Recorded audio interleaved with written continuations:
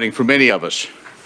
And so this is kind of day 2 of what will be an on again, off again, looking at the Kansas food system.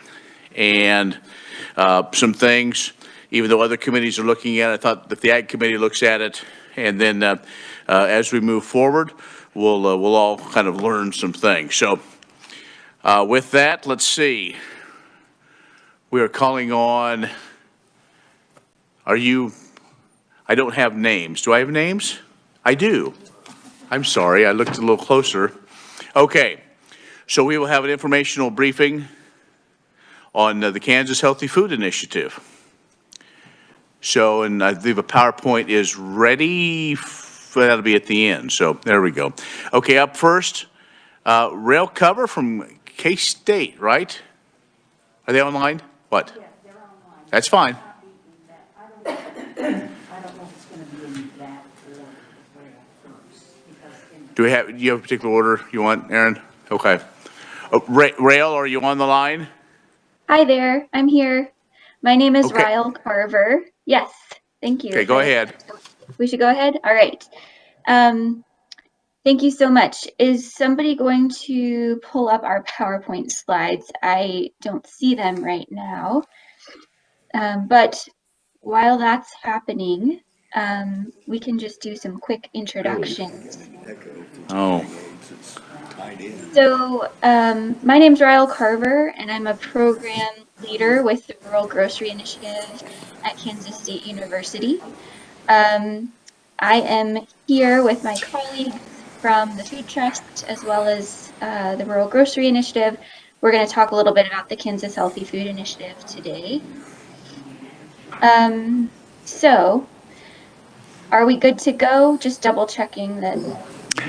Hang on just a second. Okay, so the PowerPoint is up. Are you speaking directly into your computer or microphone? We're having a little bit of an issue. I don't want to create an echo here. I am speaking directly into my microphone. Very good. That's good.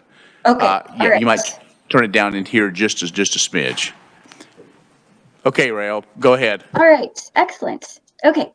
So we'll try that again. So my name is Ryle Carver, and I'm a program leader with the Rural Grocery Initiative, which is housed within K-State Research and Extension.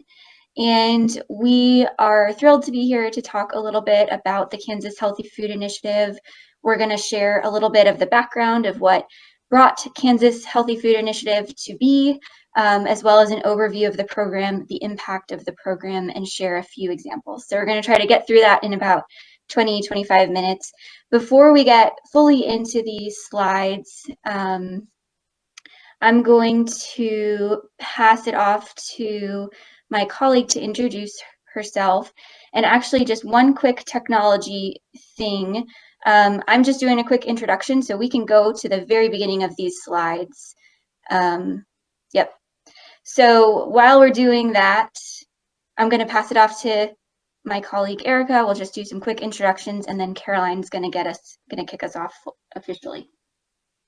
All right. Hi, everybody. Thank you so much for this opportunity to share the Kansas Healthy Food Initiative. My name is Erica Blair, and I'm a program manager with the Rural Grocery Initiative. Candace, do you want to introduce yourself? Hi, good afternoon. My name is Candace Young, and I was with the Food Trust based in Pennsylvania for 11 years doing research and evaluation, and now I'm in independent consulting. And my colleague Caroline Harries is also here. She is still with the Food Trust and is a lead on not only work in Kansas, but also work nationally on fresh food financing. Pass it to her. Thanks, Candace. Hi, I'm Caroline Harries. I am an acting director of Healthy Food Access with the Food Trust. Just confirming, because I'm going to go into a little bit of context here. Everyone can hear me okay? Yes. Great, thank you. So the Food Trust is a nonprofit organization. We're based in Philadelphia, Pennsylvania, but we work across the country toward our mission to ensure that everyone has access to affordable, nutritious food, and the information to make healthy decisions. So at the Food Trust, our goal is to make the healthy choice the easy choice in all communities. And we've been working with the Kansas Health Foundation and other partners across Kansas to address issues related to access to healthy food since about 2014. And on the next slide, to provide some context on the Kansas Healthy Food Initiative, these statistics demonstrate the healthy food context in Kansas when the program launched in 2017. So at the time, over 15% of Kansans lacked reliable access to nutritious food to support a healthy lifestyle.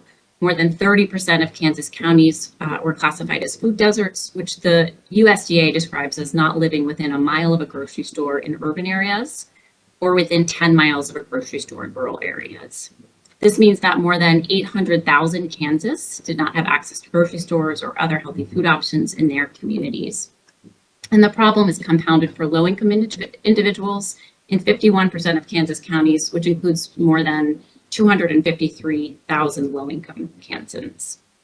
So it was because of this issue, on the next slide, you'll see that the Kansas Health Foundation pulled together an advisory group representing a variety of relevant perspectives, including leaders from community and economic development, academia, agriculture, public health, healthcare, nonprofit and philanthropic organizations. And really important to this process was the involvement of the grocery industry, which was a critical perspective in terms of understanding what particular challenges to developing new and sustaining existing stores were across the state. So the group met about 4 times over the course of the year to identify barriers to the development and sustainability of grocery stores and other healthy food retailers in under-resourced communities across the state, and to come up with recommendations to address these barriers. And on the next slide, you'll see that the recommendations of this group were framed with these intended outcomes: to anchor economic development efforts in rural and urban communities, to provide new and expanded markets for Kansas grown foods and support from the land of Kansas agriculture promotion efforts, to expand access to healthy, nutritious, and affordable food to help all Kansans achieve good health and well-being, and to provide a critical cornerstone for creating vibrant communities, including providing linkages to and spaces for cross-sector community engagement. And so on the next slide, you'll see ultimately, the group recommended that the Kansas Health Foundation invest in and create what is now known as the Kansas Healthy Food Initiative. And included in the materials we sent you is the final report and recommendations of this group for your reference. You can see all the context there, who was involved, and all the recommendations that they developed. On the next slide, you'll see the Kansas Healthy Food Initiative is modeled after what are known nationally as healthy food financing initiatives, or often they're referred to as HFFIs. In California, they call them HIFIs, but generally I'll refer to them as HFFIs. There are several other states across the country that have adopted a similar model, as well as 2 programs at the federal level. So this slide outlines the model. All programs have seed funding from government or a philanthropic source. In Kansas, the seed funding comes from the Kansas Health Foundation. That funding gets administered as grants and loans by a community development financial institution, or a CDFI, which is a nonprofit bank with a social mission in partnership with a food access organization. So in Kansas, the CDFI is known as IFF, works closely with another financial partner, Network Kansas. And the food access organization is Kansas State University and Riles Group. And they assess applications for eligibility and help to market the program across the region. So it's important to note that an advantage of working with a CDFI is that they can leverage the seed investment with other public and private funding to help the initial investment go a longer way. And then those grants and loans offered through the program go to qualifying healthy food retail projects, from grocery stores to farmers markets in low to moderate income underserved areas, to increase the availability of healthy foods in these areas, essentially bolstering the healthy food infrastructure in these communities. On the next slide, just a little bit more detail on the federal programs for context. In addition to multiple state programs across the country, there are 2 programs at the federal level. One is through the USDA. It's known as America's Healthy Food Financing Initiative. Individual projects, retailers can apply for funding through this program. They usually announce funding availability once a year in the late spring. And then through the Department of the Treasury, the CDFI fund, CDFIs can apply for funds also on an annual basis to then distribute to projects in their region. And these federal dollars often help complement existing state programs. So with that context and background, I'll hand it over to Erica to go into more depth on the Kansas Healthy Food Initiative. All right, thank you, Caroline. So if we go to the next slide, I'm going to share an overview of the Kansas Healthy Food Initiative and how it operates. Next slide.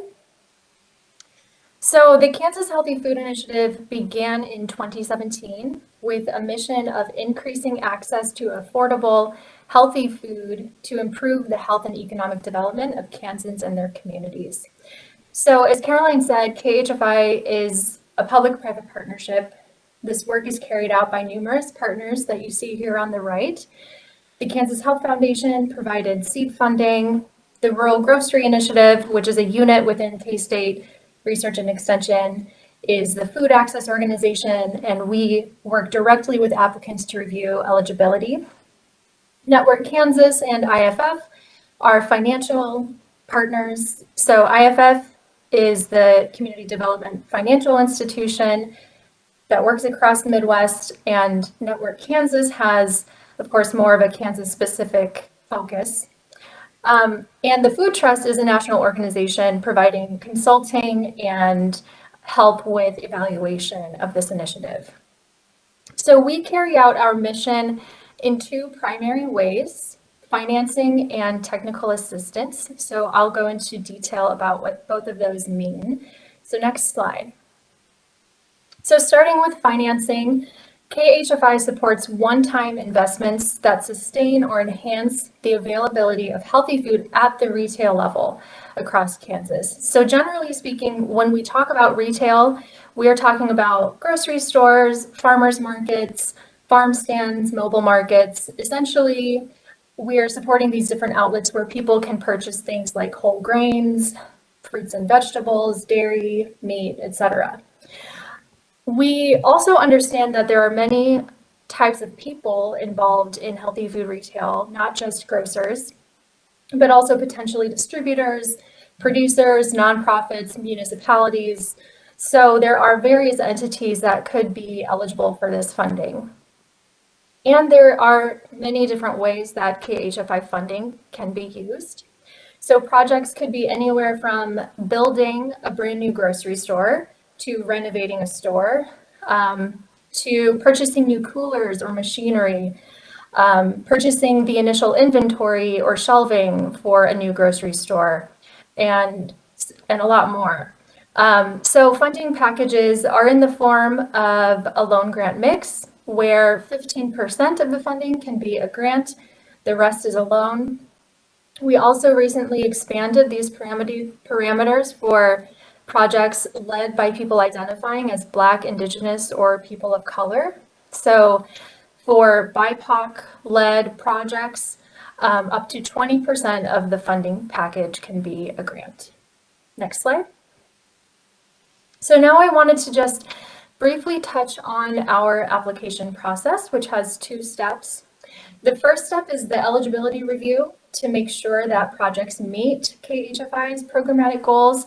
So that means they need to be committed to healthy foods. They need to be carried out in low resource and underserved areas, led by experienced operators and integrated with community needs.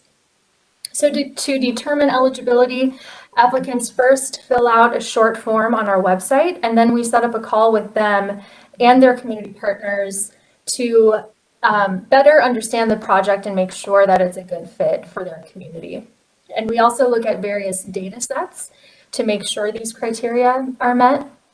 And then if the project is deemed eligible, it moves on to the financial application phase, which is where we look at things like the actual cost of the project. We want to see a breakdown of how the funds will be used, sales forecast, and that sort of thing.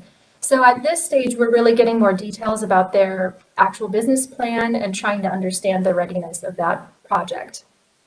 So after those two steps are completed, the funding decisions are made by the KHFI Investment Committee. Next slide. So sometimes a project may not necessarily be ready for financing, but we are still able to provide technical assistance. And that means we're providing informational resources, or we are connecting them with other resource partners, resource providers who can help move that project forward. So we do this for projects whether or not they're interested in pursuing KHFI, and we've also provided technical assistance to projects outside of the state of Kansas. So we are having phone calls, we are compiling resources, and developing our own resources based on the needs that we are seeing and hearing about. So this slide shows you some of the different guides and fact sheets that we've created on things like e-commerce, local sourcing, business transition planning, and so on.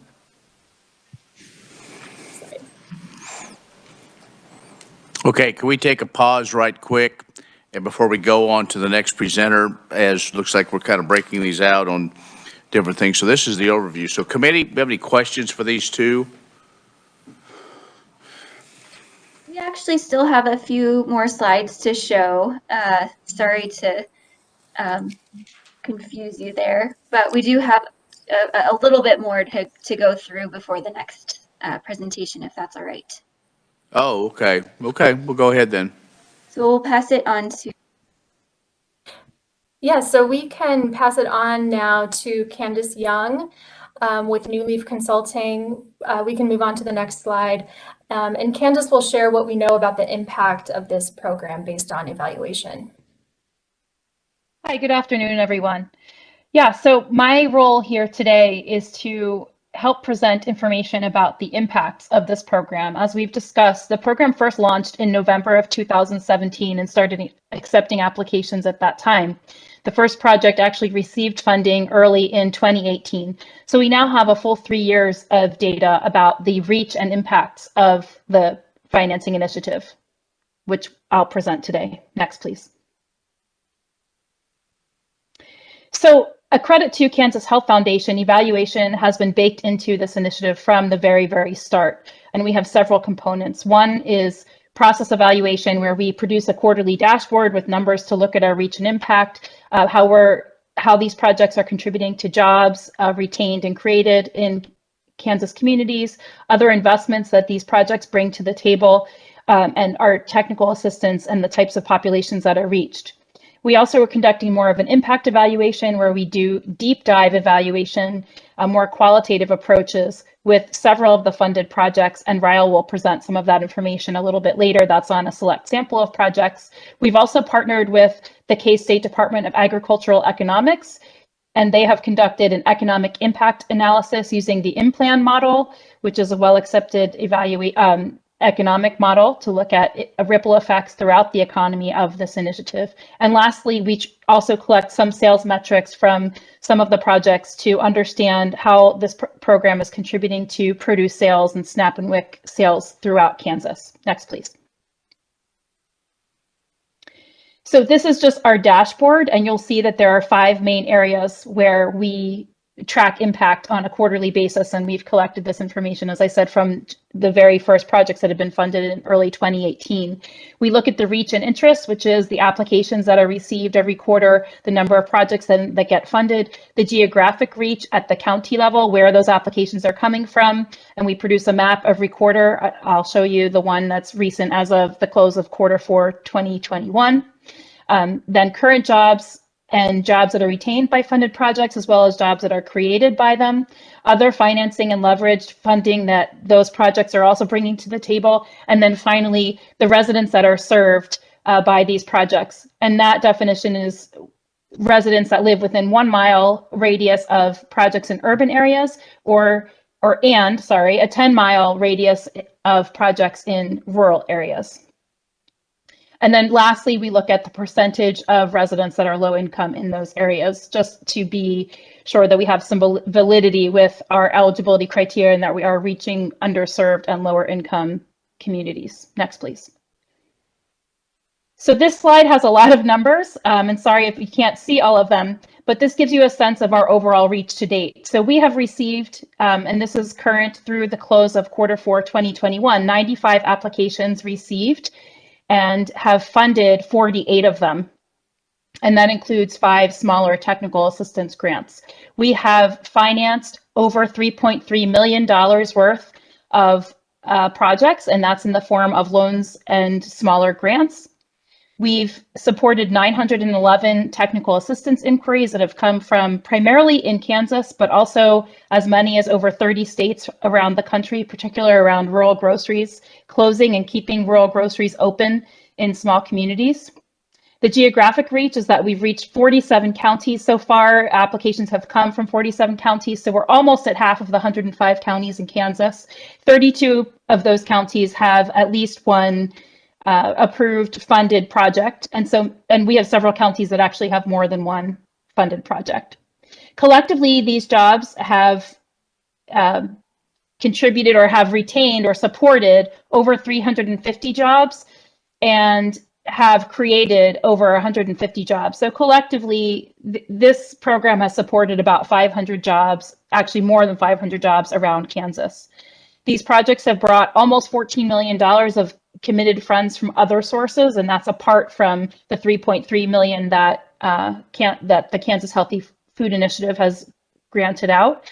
And we've reached over 217,000 residents served that are living within that 1 mile radius in urban areas and 10-mile radius of rural areas. So that's we're approaching, almost getting close to 10% of the Kansas population at some point live within that radius of a KHFI funded project. And then specifically within that, we look at the breakdown of race and ethnic background of the populations that are being reached by this project, and can estimate that about a third of them, over 68,000 of those residents, are residents of color that are being served by these projects. And finally, 84% of the people of these projects have more families that are eligible for free and reduced lunch than the average percent of families around Kansas. So this just gives us another metric to make sure that we are reaching lower income areas. Next, please. This is the map. So find your county, or a county where you have, and take a look. We have pretty good geographic reach at this point. The purple areas, those purple counties, mean that we have received at least one application from that county. And then you'll see little stars throughout the map. Those represent a funded project. So we have 38 KHFI loan and grant sort of hybrid model projects. And that's what Erica was saying earlier, that those are usually 85% loan and 15% grant, but the percentage is 80% loan, 20% grant for if it's a BIPOC owner or entrepreneur. We have 5 projects that may have received a very small TA grant and then moved on. They developed their project, did a business plan, and then got larger funding. So those are in the green stars. And then there are some light pink stars there too that are just some of these small TA grants. You'll also see that one of the projects is actually based a parent company in Missouri, but they serve 7 supermarkets in Southeast Kansas with POS systems or point of sale systems, and those have been supported. And then there's also a project that submitted an application that's from northern Nebraska. So, but really the focus is all in these counties around Kansas. Next, please. This is just a graph of the applications received by quarter, those numbers, so that you can get a sense that 2021 was actually our busiest year. We received, I believe it was 45 of the 95 applications all in this past year of 2021. And there was a little bit of a lull at the early and into the early parts of 2020, probably because of the pandemic. And then we've seen that that might be partly why we have this nice big bubble in 2021. But the reason for showing you these slides is that, a lot of times a program might start out really, really strong in the first year or two and then trail off. But if anything, ours, the data show that there's just ongoing interest, and that's a credit to the Rural Grocery Initiative and the K-State team for continuing marketing and promoting this program so that more and more food entrepreneurs are finding out about it. Next, please. And this is just a similar graph, but of the applications that have actually been funded by quarter. And you'll see a similar pattern there where, there was a lull early in 2020 from the pandemic and things like that, but then 2021 was our busiest year ever. And we have a strong pipeline still going. Next, please. So again, just to provide a few other metrics, again, we've financed $3.3 million in loans and grants so far.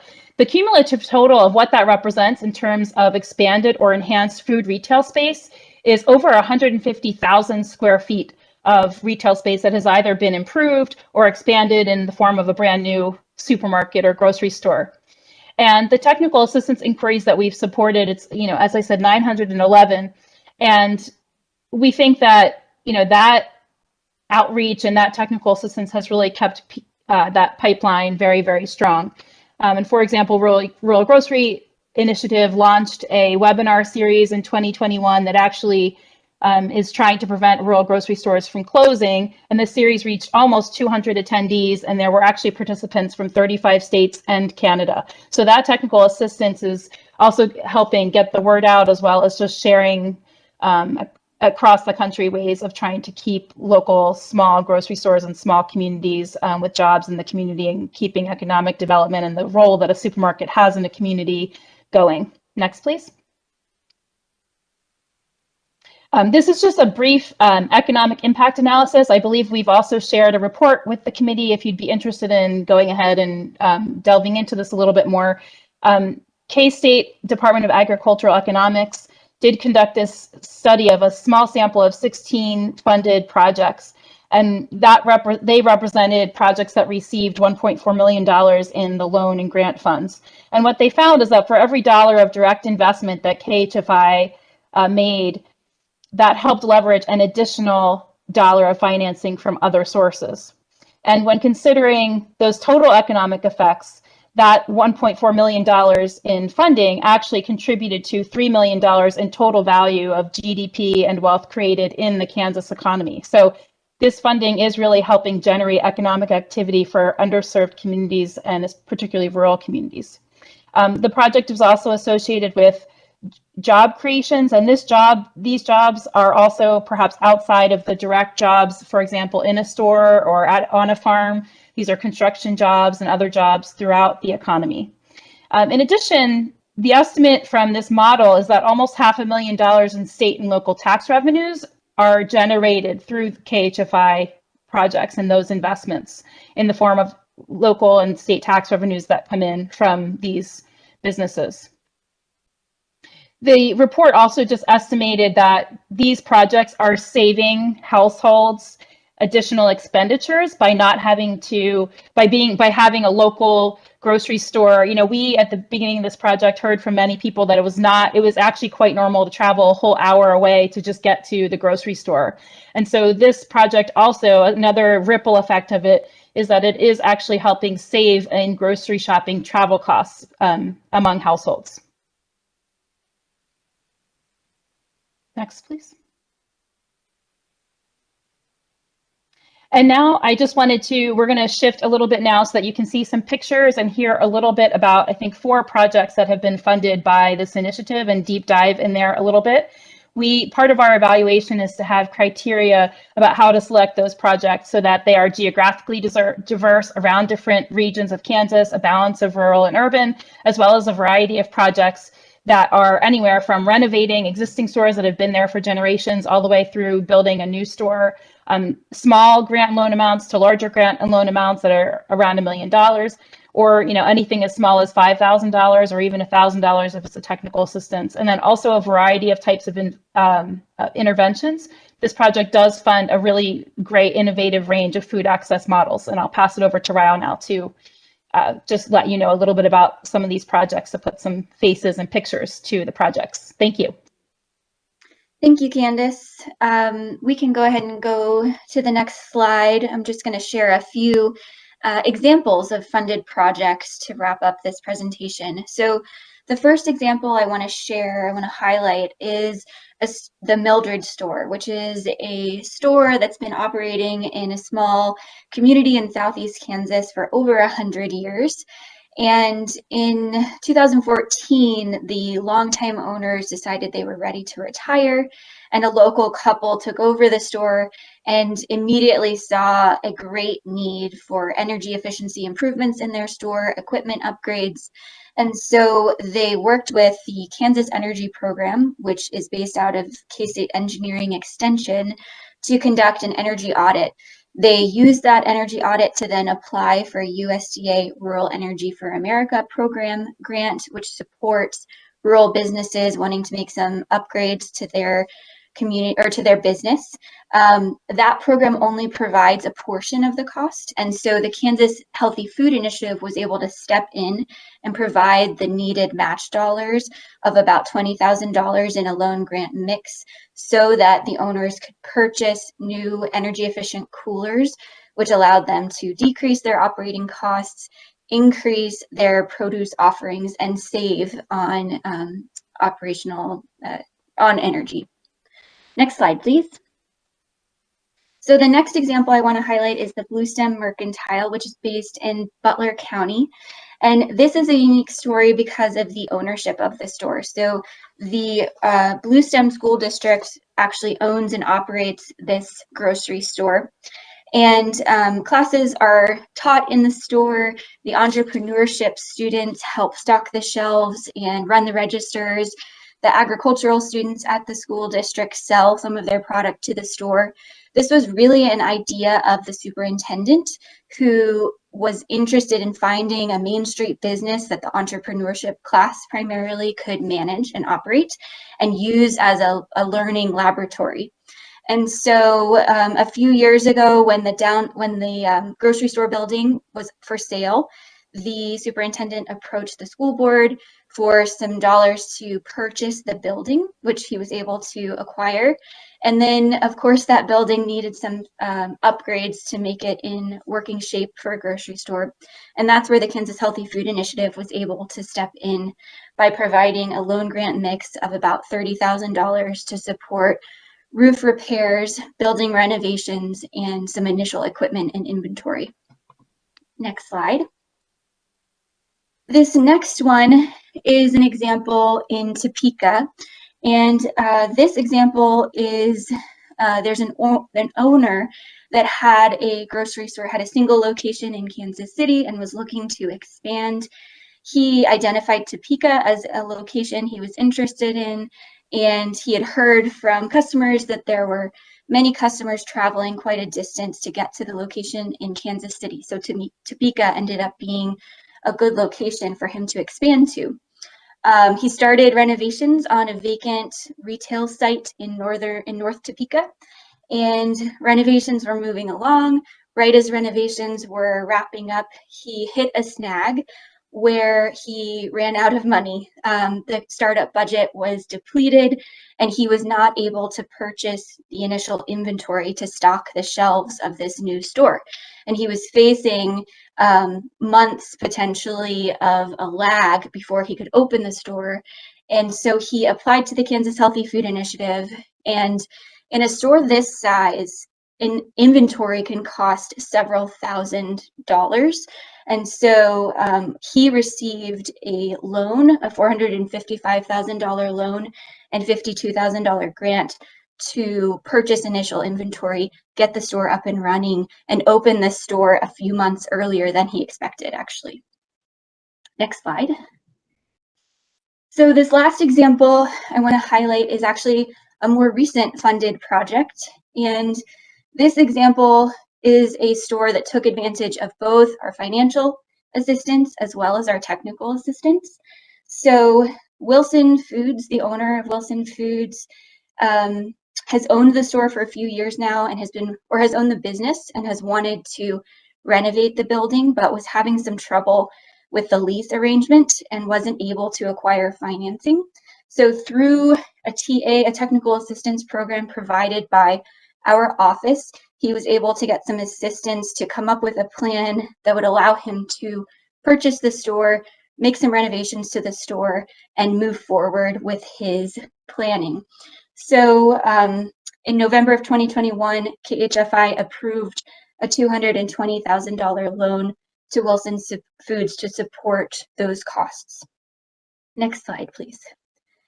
So these are just a couple of examples of KHFI funded projects, but you can see that these are of a wide variety of scope, both urban and rural. They are everywhere from small equipment purchases to building renovations to new construction.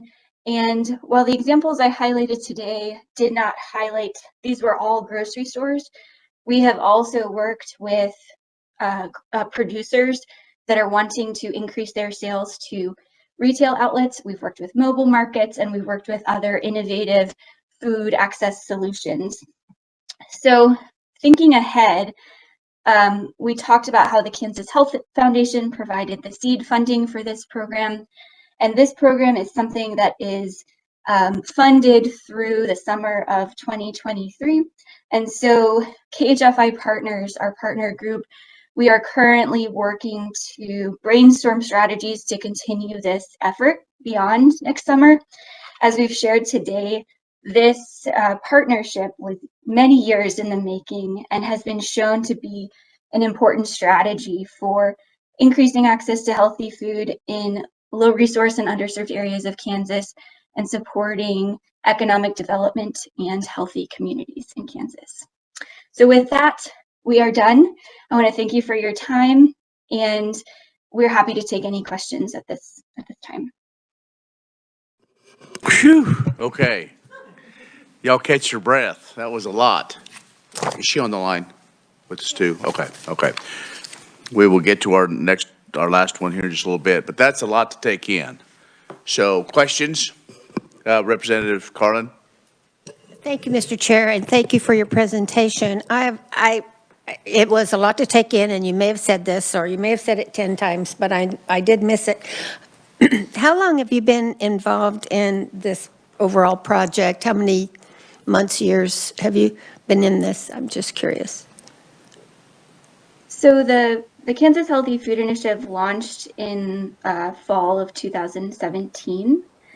And initial funding, as I mentioned, was through the Kansas Health Foundation, and our programming has been funded in 3-year stints. So the first 3 years went through 2020, and then we were funded for an additional 3 years through 2023 to continue this work. Thank you. And also then to follow up with that, how do you, I think somebody said keep grocery stores open or keep them from closing. What is it that you actually do? So the focus that we've had is in helping grocers understand their options, think through a plan ahead of time. The biggest challenge is when we hear from grocers that are going to close their doors next week. And we've heard that a lot. And at that point, there's just not much we can do. So what we have done is last year we offered an 8-part webinar series that had different steps each week in an 8-week period. We offered a business transition mentorship program last summer, which helped pair grocers with mentors to work through and make progress on a business transition plan. And much of that work is continuing this year. We've now transitioned to monthly webinars rather than 8 webinars in 8 weeks. And so we'll be continuing that through this year, as well as the mentorship program. Just one more, if I might. Then the stores that you become involved with, we had a cooperative in Manhattan that closed, the People's Grocery, in that time frame.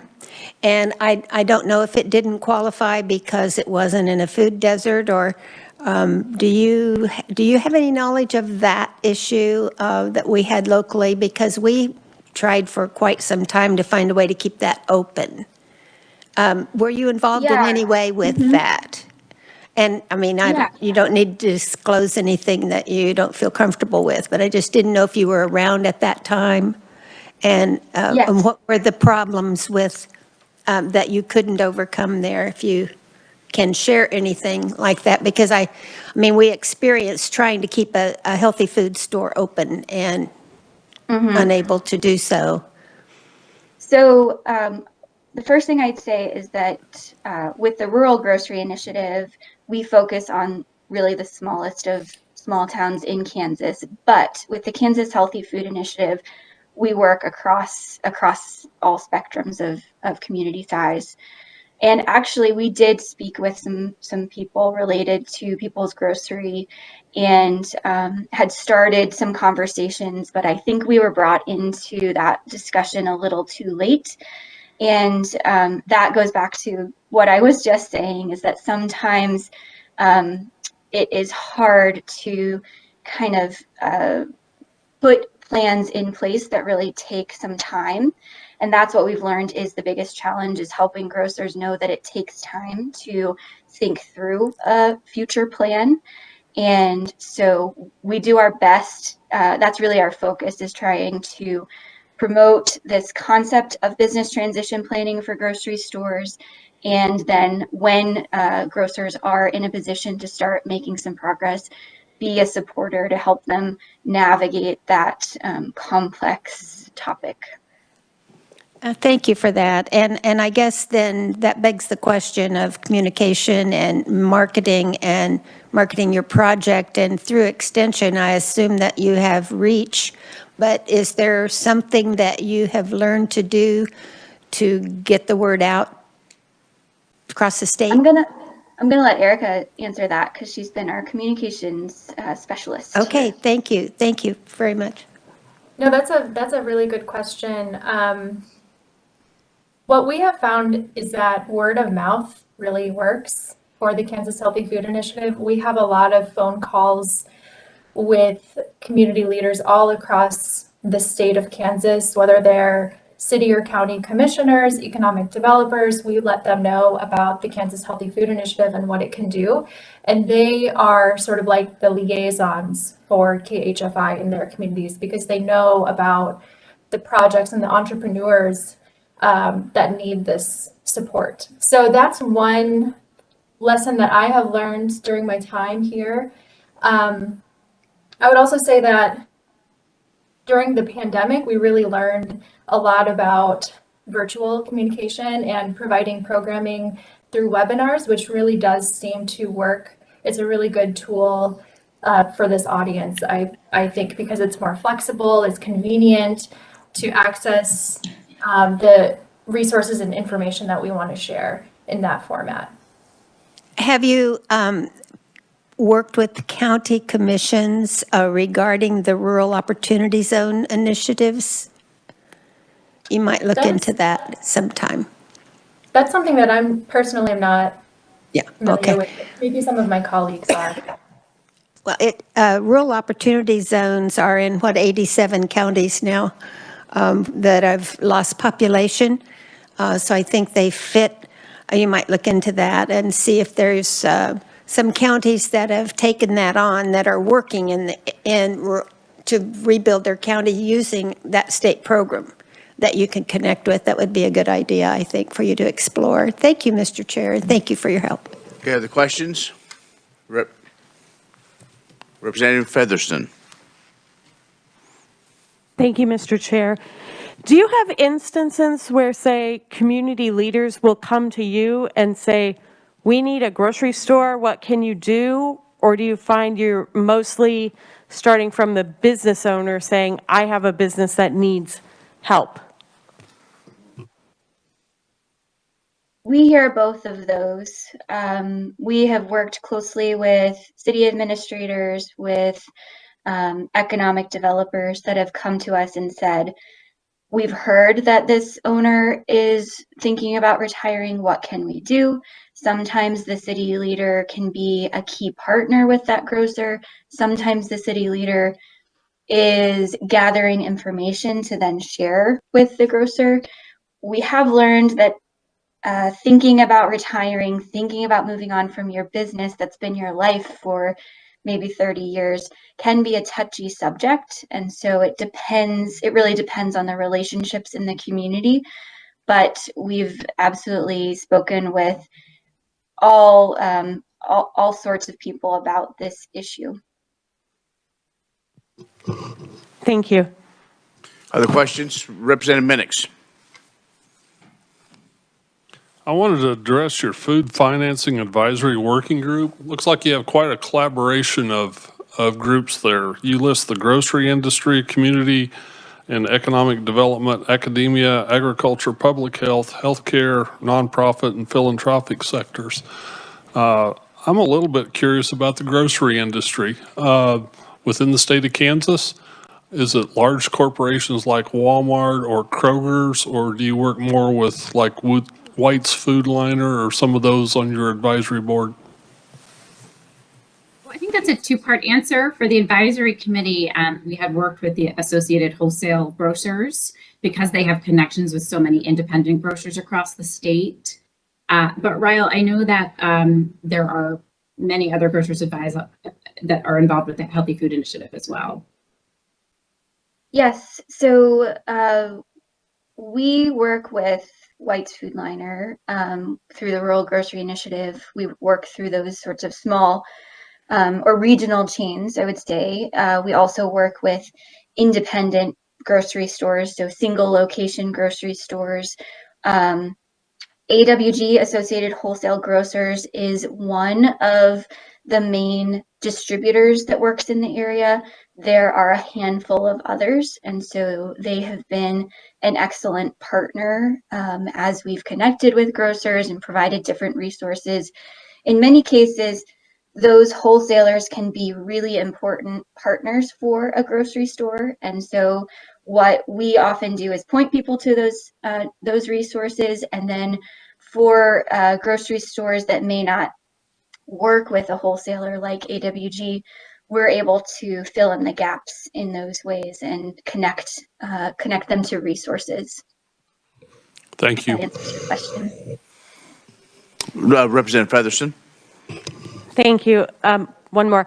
I was talking with a former grocer from Strong City, and she had said one of their biggest problems in staying open was the minimum orders required. Like they needed to buy, I think it was $20,000 of groceries a week. And when they could partner up with another store, they could just about make that work. But when the other store went under, that was an untenable amount. Do you hear that from your grocers? Yeah, we do hear that. We do hear that the minimum ordering requirement is a challenge for grocers, particularly in those smaller communities where there may be a $20,000 minimum, but they don't necessarily need to stock that much inventory for the size of their community. So that is an innovative solution that we've heard about, combining orders so that you can meet that minimum. Yeah. Thank you. Thank you, Mr. Chair. Representative Hazelwood.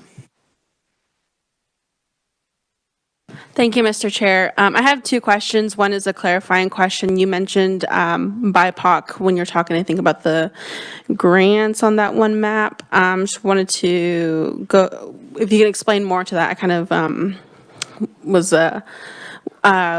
I should have paid more detailed attention, but it also reminded me about the rural communities that have a large Hispanic and immigrated populations, and making sure that we're taking care of them because they contribute a lot to our agricultural system. And then second question was, all the grocery stores that you help with, is it like a requirement for them to have WIC and SNAP and all the to be able to process that funding available? Just because I know in rural grocery stores, sometimes the guidelines can be a bit much for a rural grocery store. Thank you. Sure. So we did recently create a racial equity policy for the Kansas Healthy Food Initiative. And this is expanding the loan grant parameters for projects that are led by Black, Indigenous, and people of color. And so that expanded programming allows for 20% of the funding package to be a grant versus 15%. So that is, I hope that answers your first question. And then in terms of requiring SNAP and WIC, that is not, to my knowledge, something that we have required. I'm curious if anyone else wanted to speak to that decision. Yeah, it hasn't currently been a requirement. However, I will say that 7 or 8 of the recently funded projects were actually to get point of sale system upgrades, so that many of the stores could start to actually process those transactions more easily and also begin to accept double up food bucks, which help people that participate in the food programs to actually stretch their food dollar and have a higher purchasing power. So that's definitely been a priority for us. Many of the stores, we do have some of the data which we could follow up with whether they accept SNAP or WIC. It's not all of them, but we certainly want to, as much as possible, contribute to that capacity to be able to accept those programs and then also bring in double up food bucks and other programs for food access for low-income families. Thank you. Thank you, Mr. Chair. All right. Still have one more, so I'll hold my questions for the next time. But the Rural Grocery Initiative, I think we may have you back because I think there's some more questions. I want to maybe do a deeper dive into that as well. But okay, one more, and I'm going to do my best to get this name right. Tajane Stalker, are you on the line? I am, and that was correct. All right, for the Wichita Community Fridge, you're on. Yes. Welcome to committee. Awesome. Thank you so much. Thank you, everybody. I also have a PowerPoint if that's being pulled up.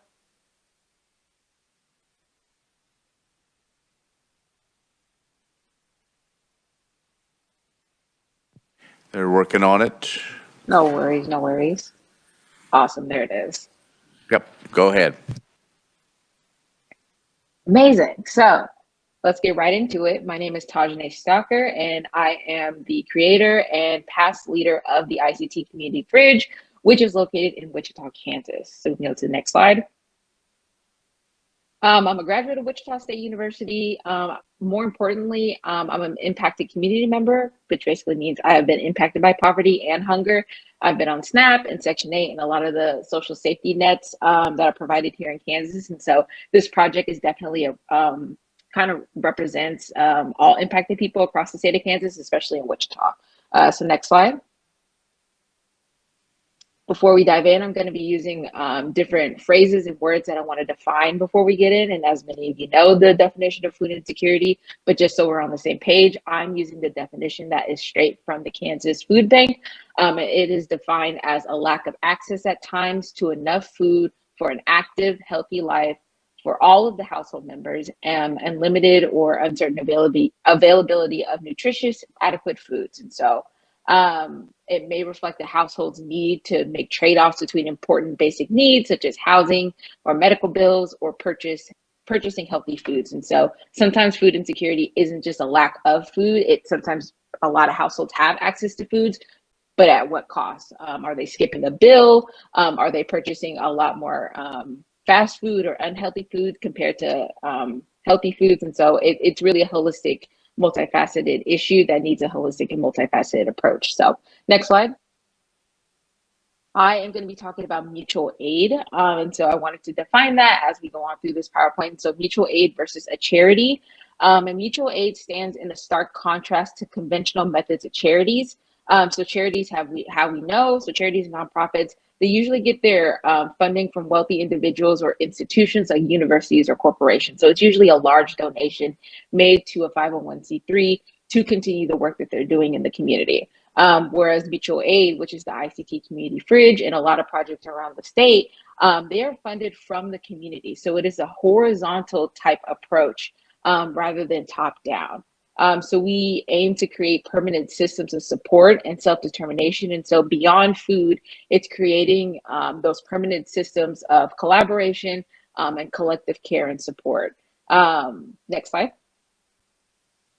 So the Ict Community Fridge is a grassroots mutual aid aimed to provide free, nutritious food to every member of this community, Wichita. We strive to feed the people, educate the people, and support the people of the Wichita community. And so we have a total of 6 fridges. It's not really updated because now we're getting our 7th fridge in the city, which is super exciting. And so the 6 fridges, we have one located at a vintage clothing store. We have one located at a coffee shop. Restoration Knox is a mental health, a substance abuse detox center. And then we have one located at East High, which is a high school, and then CHD Boxing Club, which is just a boxing youth boxing club located in 67214, which is the largest food desert in Wichita. And then the last one is located at South High, which is another high school in the city. Next slide. So we began in August of 2020. I sat down in my living room and I noticed that it was the wake of the pandemic, the Black Lives Matter protesting and movement. And so as a response, I began this mutual aid to serve and provide food to the people as they navigate COVID, racial injustice, and unemployment. And during that time, unemployment in Kansas was really, really stressful. I also lost my job. And so I was navigating and on unemployment, as well as trying to figure out how to get through college. It was my last semester of college, and how to provide food for my little family, as well as people in the city. And so this was the result of that. And so something that we recognize is that food insecurity has always been an issue. And we recognize that the Fridge Project, as well as many other programs, are just band-aids to a larger issue rooted in racial and wealth injustice. The Ict Community Fridge Project is 100% people funded and supported. We are not a 501c3. We don't get grants. We don't get loans or anything like that. It's completely people, community funded and supported. And so we have over 143 volunteers that clean and organize the fridges, as well as going grocery shopping to make sure all the fridges are full. And the money, we really collaborate with local businesses, as well as community members who donate through Cash App and PayPal. Next slide. Since August of 2020, we have raised and redistributed over $20,000. Actually, a more accurate number would be closer to $50,000. So in that 1 year, from 2020 to 2021, $50,000 was raised through grocery distributions and restocks. During that time, during 2020 and 2021, we would restock every single day, almost every single day. And we'd have funds coming through daily through Cash App and PayPal. So it was more of a community and marketing presence. So making sure that we're marketing ourselves on social media, Facebook, Twitter, and Instagram to get those donations. But we were accumulating a lot of money monthly, daily. And because of this, we were able to serve almost 300, or not almost, over 300 unhoused community members, families, and individuals with all the fridges throughout the city. Next slide. So this is just a sample of something that we would post on Instagram. To be accountable to our community, we wanted to make sure that we would post receipts after every grocery stock, so people know that their money is being used to support other members of the community. And we would also let them know monthly how much we raised because of the community and how much we gave back because of their donations. And so this is just one of the posts from March. And so for the month of March, we raised $7,079.58 through PayPal and Cash App, and we sent close to $6,000 to community members. And so this money would either go towards reimbursing volunteers. And so volunteers would go to Dillon's or Walmart and they would go grocery shopping and pay out of their own pocket, and we would reimburse them. But we also had like a Cash App and a PayPal actual debit cards and go shopping that way as well. And then the last photo over there is just like an example or a thank you to all the local businesses, organizations, and community members who dedicated their time and money to supporting us. And so in Wichita, we have a huge local business population that is really excited and usually donates a large check, or they have specials going on. And so in one store, for example, they would have a 20% off sale where 20% of the sales that they made would go to us. And so it's a big support there in Wichita. Next slide.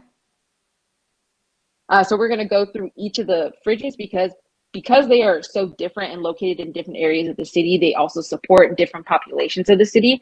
And so this is our very first fridge that we ever implemented, and this is located in Dead Center Vintage. And this one is located in downtown Wichita. And I don't know if you've ever been to downtown Wichita, but we do have a huge unhoused population. And so since this fridge is located downtown, that's the population that they support. And so it's an actual fridge.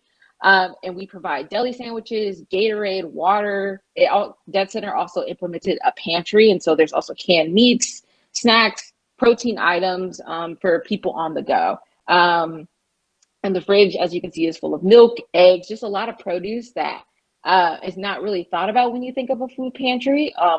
So when you think of an average food pantry, it's usually just canned goods or boxed pasta and things like that. And so implementing a fridge, you actually get the food that you need to basically thrive and survive. Next slide. This is our second fridge, and this one is located in 67214, which again is our largest food desert. CHD Boxing Club has a fridge. They also have a large pantry as well. So again, they are providing milk, lunch meat, bread, canned goods, healthy snacks, fruit, water, vegetables, and non-perishable items. This one, since it's located in a community neighborhood, this one is going to support a lot of the families in that area. And CHD itself, it's a youth boxing club for the young people in that community. And so Tracy, who owns CHD, is a big advocate for the youth. And so he wants to make sure that kids have a way to remain healthy and off the streets and not getting into anything that they shouldn't be. And so he's an amazing mentor in that community, but also providing food and resources to community members. And when he had to shut down his boxing club because of COVID, he took it upon himself to actually drive around and drive around with the food and resources and give them to the family members who couldn't access the boxing club because it was closed. And so love this fridge so much. It's very intentional for that community. Next slide. This is our first outdoor fridge, but it is a fridge turned pantry. And so for a little bit, we implemented this in January of 2021. And so from January to I think May, it was a 24/7 fridge outside. And it used to provide milk and lunch meat and bread. And this one is also located on Douglas, and Douglas has a high population of unhoused people. So they would just walk up and down Douglas, probably waiting for the Lord's Diner or Humankind, I think that's what it is, our homeless shelter downtown to open. And so they would just walk up and down the street. And so we put this in that area. So they have a meal to have between just moving around. But because Kansas is really, really awful in the summer and it gets really, really hot, we removed it. The shelter had insulation and it was protected and everything, but it was still kind of iffy, even with all the insulation and even if it was remaining cold. So we know that Kansas gets hot in the summer, so we just decided to remove the fridge and we turned it into a very large pantry. And so now we provide detergent, non-perishables when it's really, really cold, like how we've been facing.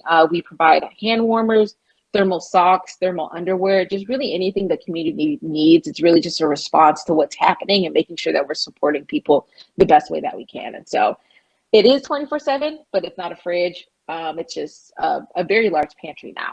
Next slide. This is our fourth fridge that we opened, I think. This is Leslie's. This is located in Leslie's Coffee Company, which is also located on Douglas. And so it supports the large unhoused popularity in the Delano area on Douglas.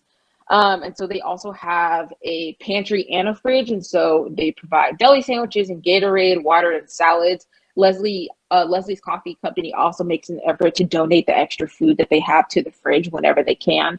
And this fridge, it's named Melissa's Fridge, and it's named after the artist who is pictured here, that is Samantha. It's named after her sister who passed away from COVID. And so this fridge is very, very near and dear to our heart. It's also very, very popular. There are many times where we don't have to grocery shop for Leslie's because it's just so well known and people make an effort to drop off whenever they can. Next slide.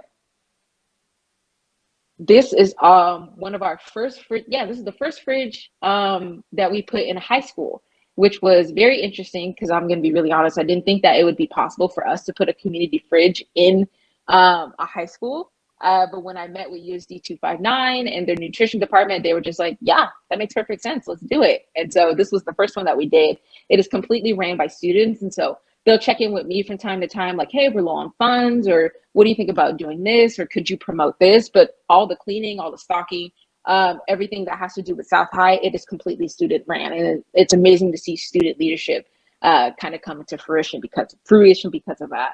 But it reflects the students. And so if the students are like, we need more of this, we need more salads, we need more canned goods or whatever, that's what they aim to do for that. So it supports the students, the faculty, and the staff, and everybody in that building. And it says 24/7. the students wanted it to be outside to support the south side of Wichita, but when it was located inside, they saw how much use it came from just supporting the students. And so it's not 24/7, it's just open to the students during school hours. Next slide. This is our other fridge located at a high school, and this one is 24/7. And again, it used to have a fridge outside, same concept. It gets really, really hot in the summer. So we took the fridge out, and now it's just a very, very large pantry. And it supports it. East High is also located on Douglas, so it's another addition to the Douglas community fridges that are supporting our unhoused communities. And so same concept, it provides detergent, diapers, menstrual products, soap, all of the resources for everybody, as well as non-perishables and protein meals for people on the go. Next slide. I want to tap in and talk about the other other projects across the state. And so the ICT Community Fridge project was an amazing initiative for Wichita. And because of that, students from the University of Kansas, from KU, reached out to me about wanting to provide free food to the people with their own kind of mutual aid project. And so I don't remember when I met with them. I think I met with them like December of 2020. And it was a lot of meetings and a lot of conversations. And then eventually, after convening, they opened up their first pantry April 4th of 2021. So this one is located in Lawrence, Kansas, and it's the same concept. And so it's open to the people. It's a large pantry. They provide the same kind of things as the one in Wichita, menstrual products, toiletries, but they also do mutual aid monetary requests. And so we've only done that with a few people in Wichita. And that basically means if an individual come up to us and say, I am short on my rent, I need money for an electricity bill, I need money for this fine, and we would raise money for them to pay off that bill or that fine or that debt or whatever. And so we've only done it a handful of times in Wichita, but I love seeing the Lawrence Fridge because they do it all the time. They are always centering the impacted people of Lawrence, as well as providing food and other initiatives. Next slide. So the Lawrence Fridge and the ICT Fridge also inspired another pantry, which is located in Dodge City. And this one is ran by the New Frontiers Project. It opened in August 6th of 2021. And again, provides the same kind of things to the people of Dodge City. So food, non-perishables, waters, really anything that the people need, this pantry will provide it. And I think theirs is located outside as well. So it's 24/7. It looks like it is since they built a shelter. And so it's 24/7. Just as the Lawrence one, and then the other pantries that we have in Wichita as well. Next slide. So those are all the mutual aid projects across the state. If you are probably interested in one, I would be happy to contact and let you know how it all runs, or if you have any questions or comments, there is my email. And those are the social medias for the ICT Community Fridge. It is still running. I stepped down in September of last year to focus on my full-time job. But I'm still involved. I still grocery shop. I still raise money whenever I can. And then when I travel, I also make an effort to visit the Lawrence Fridge or the Dodge City Fridge if I can. And so if you're in Topeka, make the drive to visit the one in Lawrence. It's amazing. That one is student ran by leaders that go to KU. And so it's amazing to connect with them and see how they are providing for the citizens of their city. And if you're ever in Wichita, feel free to visit any of the now 7 fridges or pantries in the city. Thank you. And I'll stand for questions. All right, thank you very much. Questions about the Wichita Community Fridge? All right. Good. You got one? Okay, Representative Carlin. Thank you, Mr. Chair. It's very interesting. We have what we call blessing boxes at home, and they're very small, but we do put things in them, and people do utilize them. But these are much larger pantries, but I don't understand. Tell me again why the heat was a problem for your refrigerators? Is it because the food inside didn't hold up with opening and closing, or did the refrigerators burn out? What was the problem with the heat? I don't understand. Thank you. Yeah. So it just gets really, really hot. And so the fridges, or maybe the freezer, would not stay cold all the time. We have a lot of rules when it comes to the community fridges. So we don't allow alcohol or raw meat because people are opening and closing the fridges so often, so it doesn't get a chance to actually freeze. We never actually had an issue with food spoiling. Whenever we would fill the fridges, in about maybe an hour, 2 hours, the food would be gone. And so it never had a chance to even spoil because the food, there was always a high turnover rate. But we decided to just remove it because it gets really hot, and then we would notice that the fridge doesn't get as cold. And so just for the sake of it and for protection and to make sure that everybody is safe, we just decided to move it. We never had an issue with the food spoiling, but we just wanted to take precautions just in case. All right. Okay, Representative Haswood. Thank you, Mr. Chair. I just wanted to say thank you for doing this work for our state. I'm pretty involved, since it's student ran, but I try to support LFK Eats a lot at times in Lawrence. Funny enough, I think one of the issues I remember is can openers was actually one of the items that you don't think would be needed in a pantry, but I found that interesting just to see that. But my question for you is, I guess, what kind of obstacles do you run into creating a community fridge? I think LFK Eats told me one time that they tried to put it on our main street, Mass Street, but there was city regulations with the sidewalks. I get it, but is there other obstacles that you guys face when doing a community fridge? Yeah, so since there was never community fridges in Wichita, so this idea has always existed. There are a total of there's about 100 fridges between New York and New Jersey, and I have friends in New York and New Jersey, and they have them all over the cities. And so I was like, that's an amazing idea. Let's bring that to Wichita. I don't know how bad their weather gets, but for us, weather was something that we have to take precautions with, especially when it comes to the heat and regulating the temperatures of those fridges. That's one barrier. We didn't have an issue with our city wanting us to remove them, mostly because a lot of our fridges are located inside of businesses. But we wanted to provide those 24/7 pantries for those who have the non-traditional work schedule. So that's why we have the 2 outside. And those weren't really an issue, and they haven't been. There are some people who complain that they don't like it because they bring people around the property, and some people have issues with unhoused people or poor people in the area, and so that's another issue that we faced. But not really. Really the big thing has been stigma, and so how the community responds to people taking food. That's something that we really had to combat. So for the ICT community fridge, we don't food police, and so if a family comes and they take all the food out the fridge, then they take all the food out the fridge. And that was something that a lot of people in Wichita did not like. They did not like seeing the food get cleared out so easily, but we don't police the fridge because we don't know anyone's situation why they're taking the food. They could have 12 people living in their home. They could be taking it and distributing somewhere else, or that's just what they need. And so a lot of people had a hard concept with being okay with people taking as much food as they need. So it's just a lot of community conversations needed. That was probably the biggest barrier, not barrier, but something that we saw that was not great. Thank you. Thank you, Mr. Chair. All right. Last call for questions for any of our presenters today. Seeing or hearing none here or online, we will close the hearing on the Kansas Health Food Initiative. We thank you all for joining us online today.